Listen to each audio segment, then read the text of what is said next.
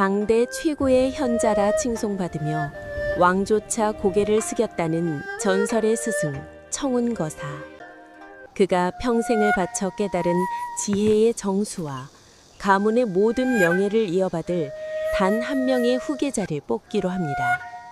시험은 단 하나. 텅 빈 옹기 항아리에 세상에서 가장 귀하고 가치 있는 것을 채워오라는 기묘한 숙제였죠.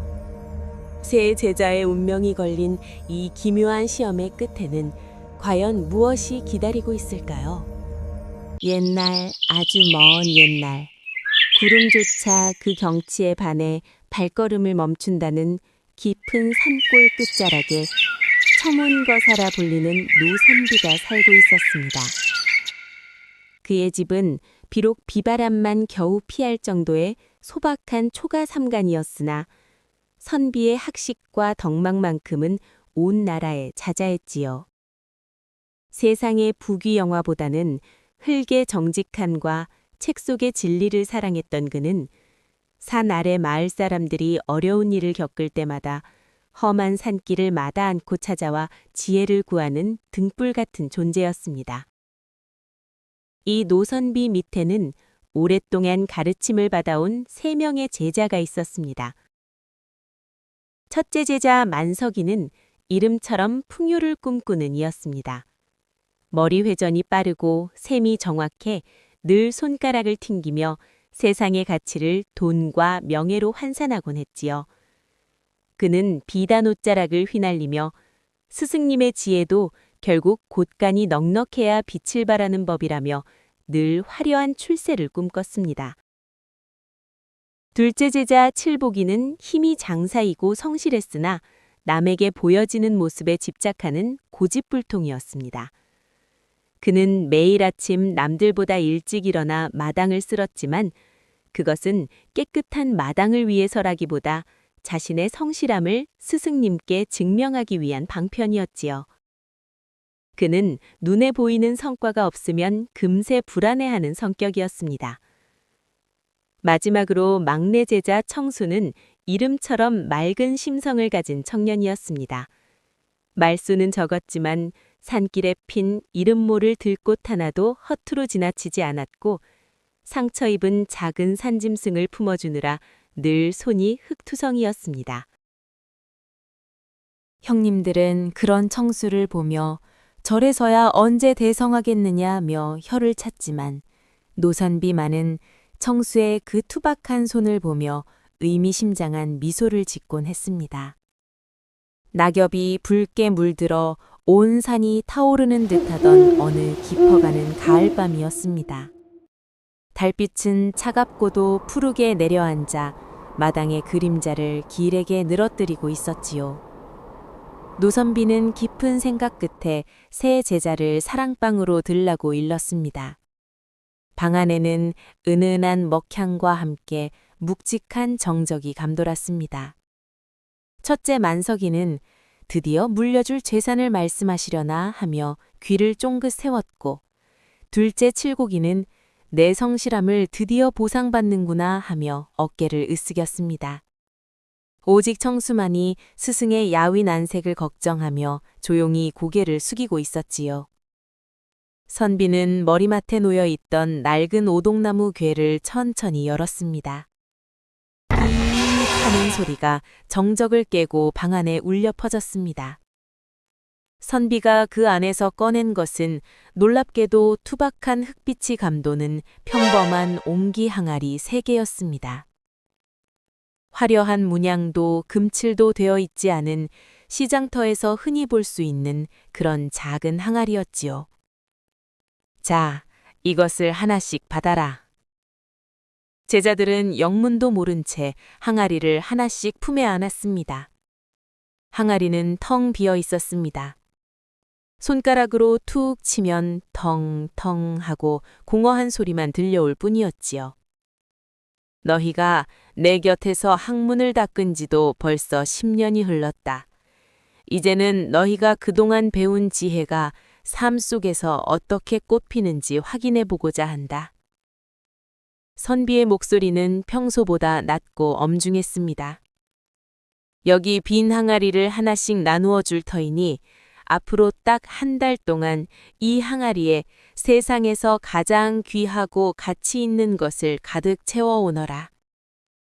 한 달 뒤 이 항아리에 담긴 내용물이 곧 너희의 성적표가 될 것이며 내가 가진 마지막 지혜를 전해줄 단 한 명의 후계자를 결정하겠다. 새 제자의 눈이 번쩍 뜨였습니다. 노선비의 마지막 후계자가 된다는 것은 세상 모든 지혜와 명성을 이어받는다는 뜻이었으니까요. 만석이는 항아리를 보며 속으로 코웃음을 쳤습니다. 가장 귀한 것이라면 당연히 금이나 보석이지. 내 인맥을 총동원하면 이까짓 항아리를 금덩이로 가득 채우는 것쯤이야 일도 아니지. 칠복이 역시 자신만만했습니다.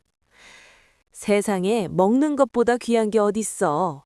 고을에서 가장 비싸고 귀한 핵곡식을 가득 채워 내 성실함의 끝을 보여드려야지. 하지만 청수는 항아리 바닥의 어두운 구석을 한참이나 들여다보았습니다. 가장 귀한 것, 그것은 과연 어디에 있는 것일까? 보석처럼 반짝이는 것일까? 아니면 곡식처럼 배를 불리는 것일까? 선비는 제자들의 눈빛을 하나하나 훑으며 마지막으로 덧붙였습니다. 기억하거라. 항아리는 정직하다. 너희가 무엇을 담느냐에 따라 그 무게가 천근이 될 수도 있고 깃털처럼 가벼울 수도 있느니라. 자, 이제 떠나거라. 한 달 뒤 이 자리에서 다시 만나자. 새 제자는 항아리를 소중히 품에 안고 방을 나섰습니다. 문 밖으로 나서는 그들의 발걸음은 각기 다른 방향을 향하고 있었습니다.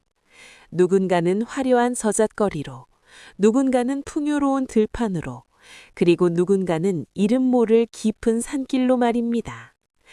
자, 과연 이 텅 빈 항아리 속에는 한 달 뒤 무엇이 채워지게 될까요? 이제부터 인간의 욕망과 지혜가 빚어내는 기묘한 여정이 시작됩니다. 선비의 집을 나선 첫째 제자 만석이의 발걸음은 불덩이라도 밟은 듯 급했습니다. 그의 머릿속은 이미 수만 장의 주파날이 킹겨나가는 소리로 가득했지요. 가장 귀한 것이라면 보나마나 금덩이지. 세상 천지에 황금보다 귀한 것이 어디 있단 말이냐. 임금님의 옥좌도 거상이 상단도 결국 이 금빛 앞에서 머리를 조아리는 법. 내가 이 항아리를 황금으로 꽉 채워가면 스승님도 내 수완에 감탄하여 곡간 열쇠를 내어주실 게야. 만석이는 산을 내려오자마자 자신이 운영하던 상단으로 달려갔습니다. 그리고는 광기 어린 눈으로 수하들을 닥달하기 시작했지요. 멀쩡히 잘 돌아가던 비단 가게를 헐값에 넘기고 조상 대대로 물려받은 옥토와 집문서까지 모조리 장터에 내놓았습니다. 주변 사람들이 만석이가 미쳤다며 수군거렸지만 그의 귀에는 오직 황금이 항아리에 부딪히는 맑은 소리만 들릴 뿐이었습니다. 며칠 뒤 만석이의 방 안에는 눈이 멀 정도로 찬란한 황금덩이들이 쌓였습니다. 그는 노선비가 준 옹기 항아리를 조심스럽게 꺼냈습니다. 그리고는 금덩이를 하나씩 하나씩 항아리에 채워넣기 시작했습니다. 챙그랑 챙그랑. 항아리 바닥에 금이 부딪히는 소리는 그 어떤 음악보다 달콤하게 만석이의 뒷가를 간지럽혔습니다. 하지만 항아리는 생각보다 컸습니다. 그가 가진 전 재산을 쏟아부었음에도 항아리는 겨우 절반을 채웠을 뿐이었지요. 초조해진 만석이는 고을의 고리대금 업자에게 손을 뻗었습니다. 도저히 갚지 못할 높은 이자를 약속하고 더 많은 금을 빌려왔습니다. 마침내 항아리가 입구까지 황금으로 가득 차오른 날, 만석이는 광기 어린 웃음을 터뜨렸습니다. 하지만 기쁨도 잠시, 예상치 못한 고통이 그를 찾아왔습니다. 황금으로 꽉 찬 옹기 항아리는 장정 셋이서도 들기 힘들 정도로 무거워진 것이었습니다. 남을 믿지 못하는 만석이는 그 항아리를 잠시도 곁에서 떼어놓지 않았습니다. 혹여 누가 훔쳐갈까 두려워 밥을 먹을 때는 가랑이 사이에 끼워두었고 잠을 잘 때는 자신의 팔을 항아리 귀에 밧줄로 꽁꽁 묶어두었습니다. 황금의 무게 때문에 만석이의 무릎에서는 매일 밤 으드득하고 뼈마디가 비명을 지르는 소리가 났습니다. 고통 때문에 얼굴은 흙빛으로 변하고 허리는 나처럼 구부정해졌지만 그는 항아리를 쓰다듬으며 희죽희죽 웃었습니다. 이 무게야말로 성공의 무게다. 이 빛깔을 봐라. 스승님도 분명 나를 무릎 꿇고 맞이하시리라. 탐욕은 그렇게 만석이의 몸과 영혼을 서서히 갉아먹고 있었습니다. 한편 둘째 제자 칠복이의 집념 또한 만석이 못지 않았습니다. 칠복이는 고을의 모든 농사꾼을 찾아다니며 이 세상에서 가장 비싸고 귀한 쌀을 수소문했습니다. 마침내 그는 임금님께 진상한다는 눈처럼 희고 옥처럼 단단한 배곡미를 구했습니다. 하지만 칠복이의 비뚤어진 정성은 거기서 멈추지 않았습니다. 아니야, 이 정도로는 부족해. 스승님은 완벽한 것을 좋아하시지. 내가 얼마나 지독하게 정성을 다했는지 그 결과로 보여드려야 해. 칠복이는 대나무를 깎아 가느다란 핀셋을 만들었습니다. 그리고는 침침한 등잔불 아래서 쌀알을 하나하나 검사하기 시작했습니다. 쌀 아래에 아주 미세한 금이라도 가 있으면 내던졌고 색이 조금이라도 탁한 것은 가차없이 버렸습니다. 며칠 밤을 꼬박 세운 칠복이의 눈은 핏발이 서서 붉게 변하고 쏟아지는 잠을 쫓으려 허벅지를 찔러가며 버텼습니다. 손가락 끝은 쌀알을 집어올리는 반복된 동작에 마비가 와서 나중에는 갈고리처럼 굳어버렸지요. 그는 쌀알 하나에 먼지라도 묻을까봐 숨조차 조심스럽게 내뱉으며 유난을 떨었습니다. 칠복이는 항아리에 쌀을 담을 때도 그냥 담지 않았습니다.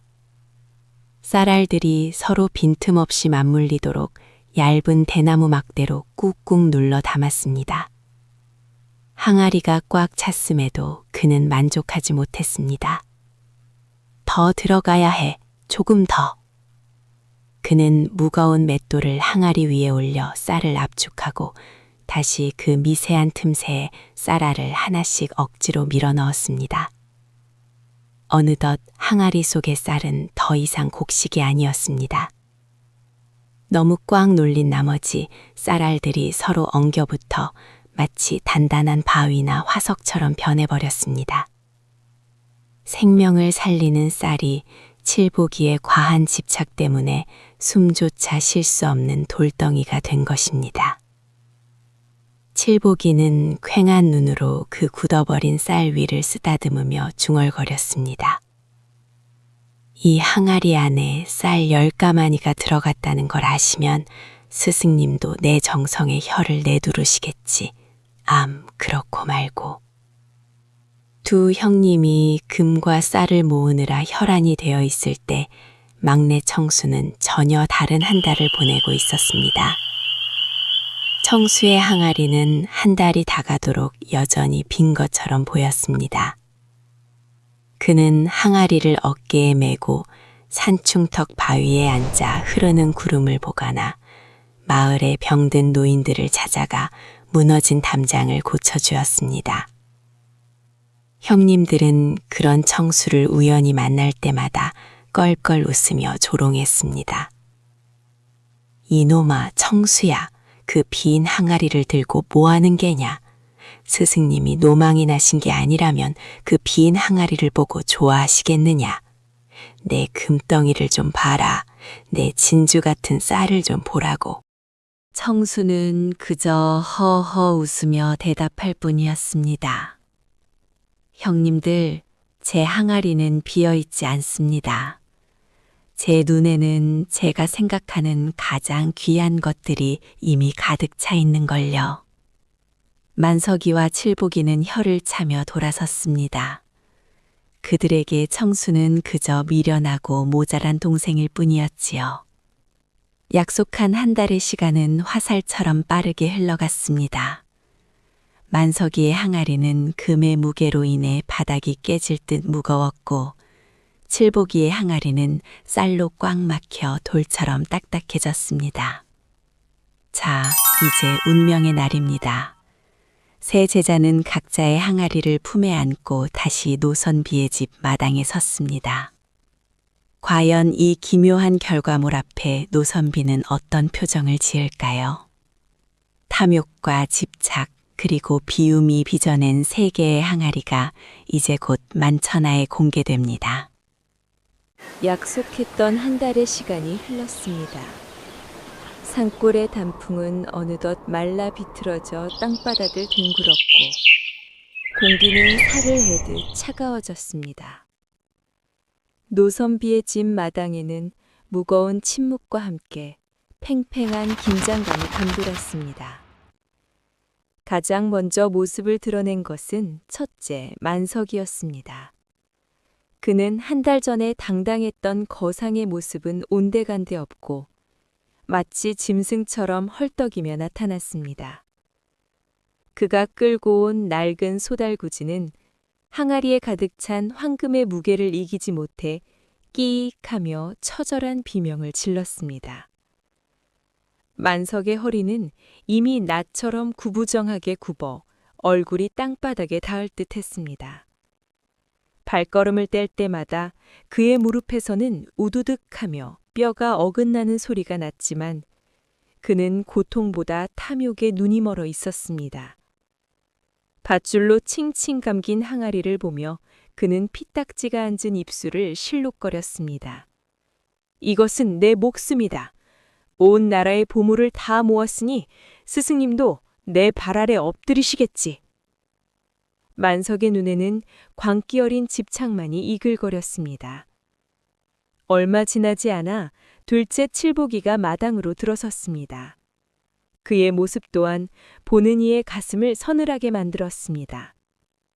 밤낮으로 쌀알을 고르고 맷돌로 내리누른 탓에 그의 눈은 핏발이 서다 못해 검붉게 변해 있었습니다. 그는 항아리를 마치 자신의 심장이냥 가슴에 꽉 움켜쥐고 있었습니다. 손가락 끝에서 흘러나온 진물이 항아리 표면에 말라붙어 있었지요. 더 넣어야 했어. 한 톨이라도 더 쑤셔 넣었어야 했는데. 칠복이는 누군가 자신의 노력을 폄하할까 두려운 듯 퀭한 눈으로 사방을 경계하며 중얼거렸습니다. 그에게 항아리는 이제 정성이 아니라 남에게 과시하기 위해 스스로를 가둔 감옥과도 같았습니다. 마지막으로 마당에 나타난 것은 막내 청수였습니다.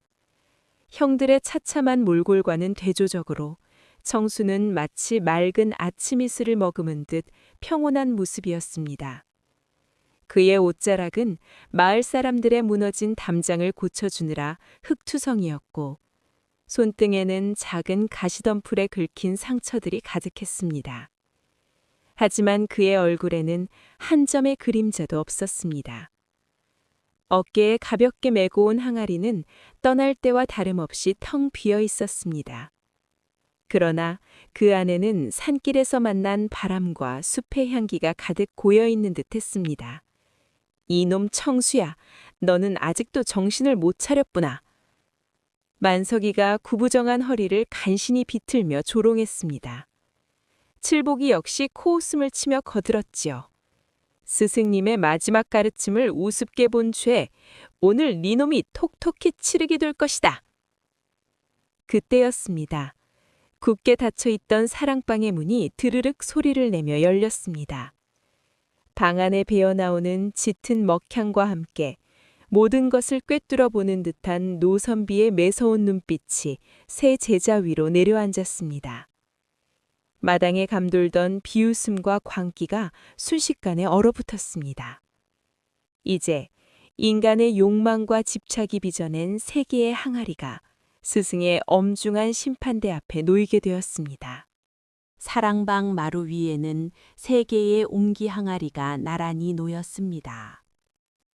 노선비는 깊은 한숨을 내쉬며 자리에서 일어나 제자들이 가져온 항아리들 앞에 섰습니다. 선비의 안색은 평소보다 더욱 야위어 보였으나 그 눈빛만큼은 불꽃처럼 형형하게 빛났습니다. 먼저 첫째 만석이 자신의 항아리 앞에 무릎을 꿇었습니다. 스승님, 보십시오. 저는 이 한 달간 잠시도 쉬지 않고 세상의 모든 금과 보석을 긁어 모았습니다.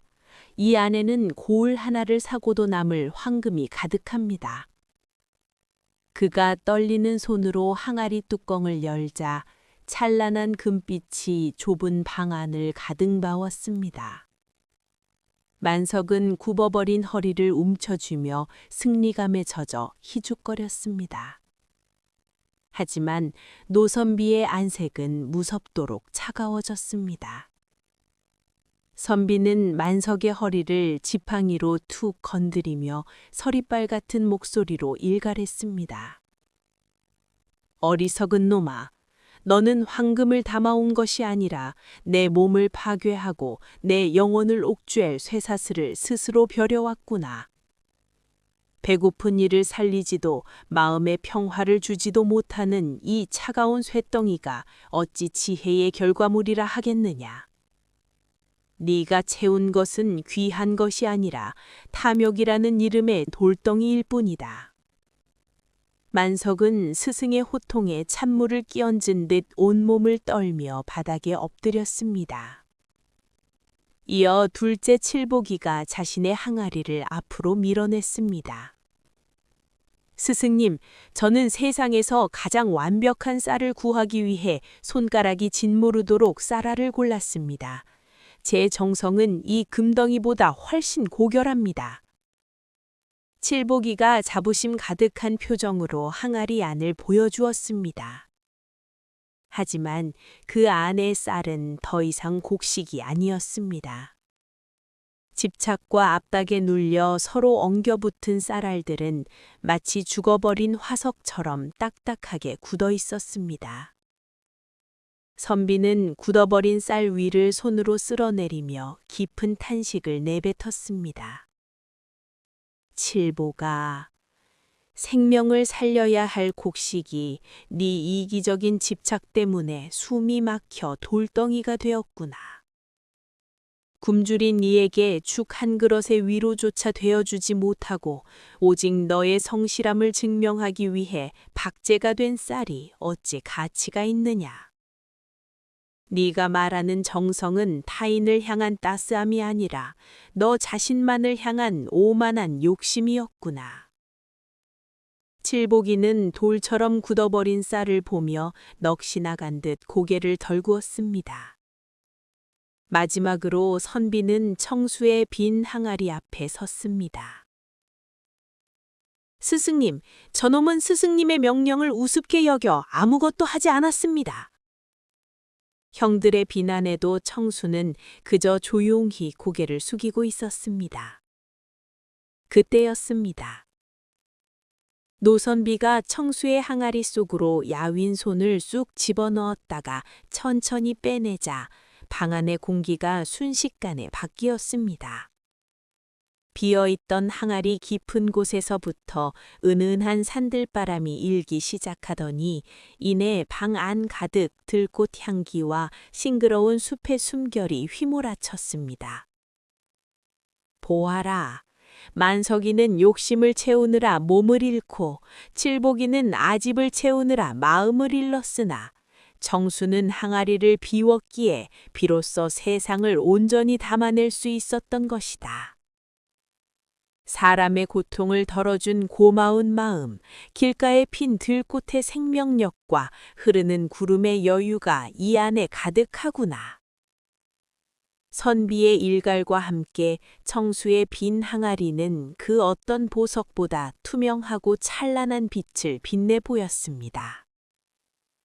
무언가를 억지로 소유하려 했던 형들은 그 비움의 광경 앞에 할 말을 잃은 채 눈물만을 흘렸습니다. 비워진 항아리야말로 진정한 가치를 담을 수 있는 마르지 않는 샘임을 노선비는 청수의 손을 맞잡으며 세상 만천하에 공표했습니다. 노선비는 자리에서 일어나 청수의 흙 묻은 투박한 손을 두 손으로 꽉 맞잡았습니다. 선비의 인자한 눈가에는 어느덧 기쁨의 눈물이 맺혀 있었지요. 마당에 모여든 사람들은 숨을 죽인 채 그 광경을 지켜보았습니다. 그렇다. 만석이는 금을 담느라 자신의 건강을 잃었고, 칠복이는 쌀을 담느라 마음이 돌처럼 굳어버렸으나, 청순어는 항아리를 완전히 비움으로써 비로소 사람과 자연을 온전히 담아냈구나. 진정으로 귀한 것은 눈에 보이지 않으며 억지로 소유하려 할 때 사라지는 법이다. 이 항아리야말로 세상을 배불릴 지혜에 마르지 않는 셈이로구나. 선비는 그 자리에서 청수를 자신의 공식적인 후계자로 선포했습니다. 하지만 선비의 가르침은 여기서 끝이 아니었습니다. 그는 고개를 떨구고 있는 첫째 만석이와 둘째 칠복이에게 다가가 따뜻한 손길로 어깨를 다독였습니다. 너희의 노력이 헛된 것은 아니다. 다만 그 방향이 너희 자신만을 향해 있었을 뿐이지. 자, 이제 너희의 항아리를 다시 비우거라. 그것이 너희가 다시 자유로워질 수 있는 유일한 길이다. 첫째 만석이는 마당에 주저앉아 한참을 통곡했습니다. 그리고는 결심한 듯 소달구지에 실려 있던 황금 항아리를 비워내기 시작했습니다. 그는 그 금을 팔아 가뭄으로 고생하는 아랫마을에 커다란 우물을 파고 산사태로 무너진 길을 새로 닦았습니다. 또한 갈 곳 없는 아이들을 위해 따뜻한 집을 지어주었지요. 신기한 일은 그때 일어났습니다. 항아리에서 금덩이가 하나씩 빠져나갈 때마다 쇠사슬로 묶인 듯 뻣뻣했던 만석이의 허리가 우두둑 소리를 내며 조금씩 펴지기 시작한 것입니다. 마지막 금덩이를 가난한 과부의 집 앞에 몰래 두고 온 날, 만석이는 허리를 꼿꼿이 펴고 밤하늘의 보름달을 똑바로 올려다보았습니다. 지키고 가두는 것이 아니라 베풀고 흘려보낼 때 얻는 해방감. 그것은 만석이가 평생 모은 황금보다 훨씬 더 찬란한 빛이었습니다. 둘째, 칠복이 역시 달라졌습니다. 그는 망치와 정을 들고 항아리 속 돌덩이처럼 굳어버린 쌀을 조심스럽게 깨뜨리기 시작했습니다.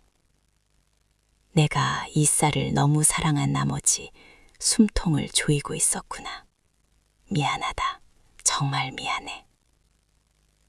칠복이는 깨진 쌀알들을 커다란 가마솥에 넣고 밤새도록 불을 지폈습니다. 딱딱하게 굳었던 쌀들이 뜨거운 김을 내뿜으며 서서히 풀리더니 이내 구수하고 부드러운 흰죽으로 변해갔습니다. 칠복이는 그 죽을 들고 마을에 굶주린 노인들과 병자들을 찾아갔습니다. 자, 어르신, 아주 부드럽게 순죽입니다. 어서 드셔보세요. 평소 고집세고 무뚝뚝하던 칠복이 얼굴에 생전 처음 보는 온화한 미소가 번졌습니다. 사람들이 죽 한 그릇을 비우며 환하게 웃을 때마다 칠복이의 짓무르고 터졌던 손가락 상처들이 씻은 듯이 나았습니다. 쌀알의 개수를 세던 그의 손은 이제 사람들의 손을 잡아주는 따뜻한 위로의 손이 되었습니다. 칠복이는 비워진 항아리를 보며 깨달았습니다. 진정한 정성은 나를 위한 완벽함이 아니라 타인을 향한 따뜻한 마음이었다는 것을요. 수십 년의 세월이 흐르고 흘렀습니다. 노선비는 구름을 타고 신선이 되었고 그 자리는 막내 청수가 이어받았습니다. 청수는 백발이 성성한 노인이 되었지만 그의 눈빛은 여전히 아이처럼 맑고 고요했지요. 그는 스승님이 물려준 그 텅 빈 옹기 항아리를 사랑방 가장 잘 보이는 곳에 두었습니다. 어느 평화로운 가을 저녁, 이제는 함께 노인이 된 만석이와 칠복이가 청수를 찾아왔습니다. 세 제자는 마루에 앉아 김이 모락모락 나는 차를 나누며 옛일을 추억했습니다. 그때 그 금덩이가 어찌나 무거웠던지 지금 생각해도 아찔하구만. 허허허. 그러게 말일세 형님. 그 쌀알들을 다지느라 손가락이 다 닳는 줄도 몰랐으니 참으로 어리석었지. 세 사람은 이제 압니다. 세상에서 가장 귀한 것은 항아리에 무언가를 가득 채우는 것이 아니라 언제든 누구에게나 내어줄 수 있도록 항아리를 비워두는 여유라는 것을요.